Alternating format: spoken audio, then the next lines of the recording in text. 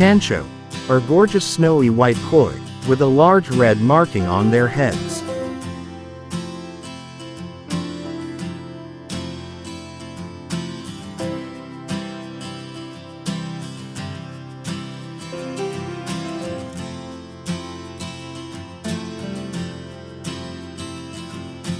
The mark of tancho can appear on many varieties of koi, but the most often is kohaku.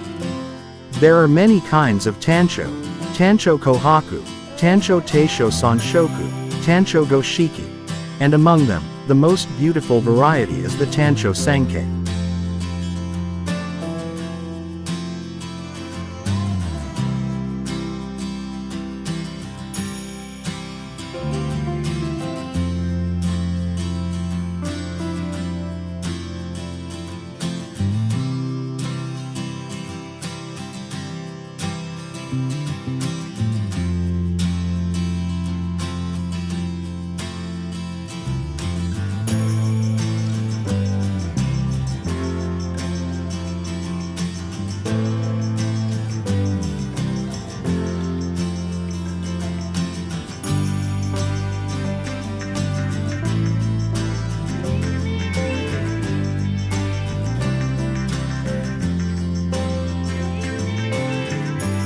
The position of the red marking is very important, and should be well proportioned on just the head. The round red needs to cover as much area as possible between its eye and nose, but without covering the eye or the nose. Tancho are loved for many reasons, including their resemblance to the Japanese flag, and ability to stand out in a pond.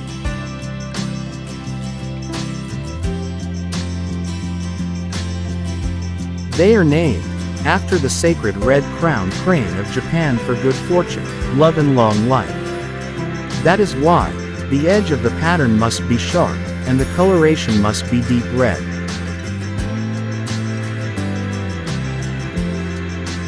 The red should not spread to the shoulders or back in the body, and the white body should be free of any imperfections. But in tancho sankei, which is what we gonna talk today, there are beautiful small black dots spread across the body. In kohaku, sankei, and showa breeding, many koi turn out to have only a single red spot, which is on the head. We call these koi tancho.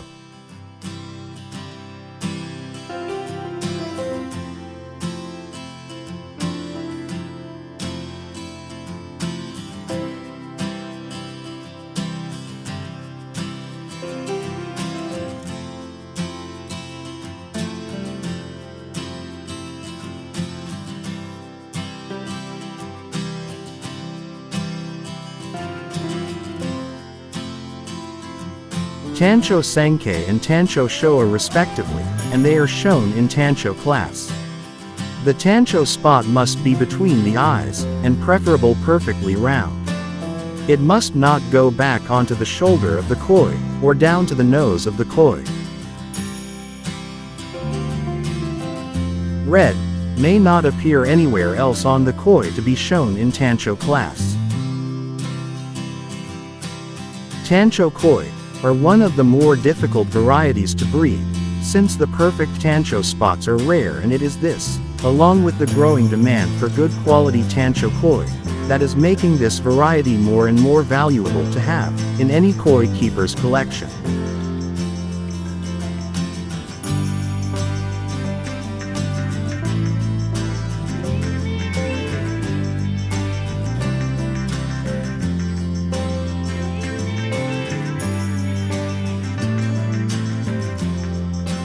A black sumi pattern may cross the tancho mark on a tancho showa.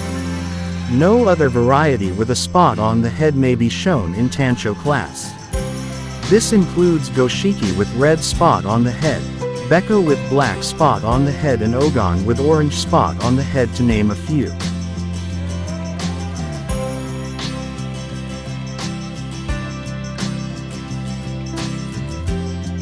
Tancho with a shiro beko body are called tancho sanshoku or tancho sankei.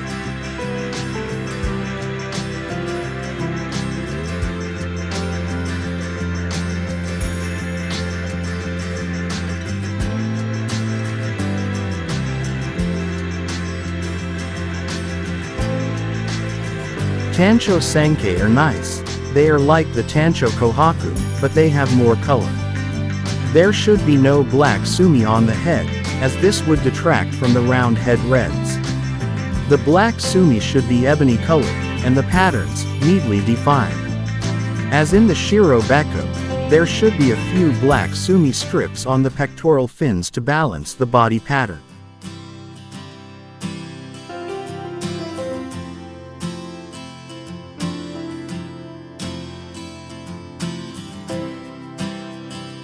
Tancho can be tough. You want strong, thick red beni where it should be, but any other that shows up you need to be weak. Not that easy to do. Even if this koi developed black sumi on its nose or at the base of a pec, it would still be a sankei. It's the nature of the sumi, not the placement of the sumi, that makes it a sankei. Sankei's black sumis was typically of higher quality than Showa's sumi in years gone by, but it not as much the case any longer. That is why, as a sankei, I would hope to see a nicer quality black sumi. More inky and less smoky.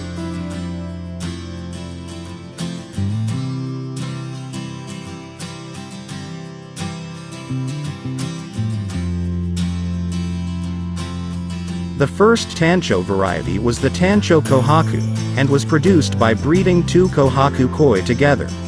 This pairing produced a wide range of Kohaku fry, with varying amounts of reds. Many of these would have been rejected, and only the nicest ones keep on, for growing and further breeding. At this point, no breeders were actively looking for a Tancho Kohaku, but it is said that one breeder came across a Kohaku fry with no reds on its body, and the perfect spot of reds on its head. The breeder decided to keep it, even though it did not satisfy the requirements of a Kohaku at the time. But it did resemble the Japanese flag with its red sun, on a pure white background, and that appealed to the koi breeder, and to many others who saw the fish. He decided to call it a Tancho koi, after the red-crowned crane native to Japan which was called Tancho, and had a single red spot on the crown of its head. From this, the breeder was desperate to breed more koi like this beautiful Tancho he had found, but soon found it to be incredibly difficult. The specific pattern of a Tancho is impossible to breed for, and the breeders just have to get lucky with their fry.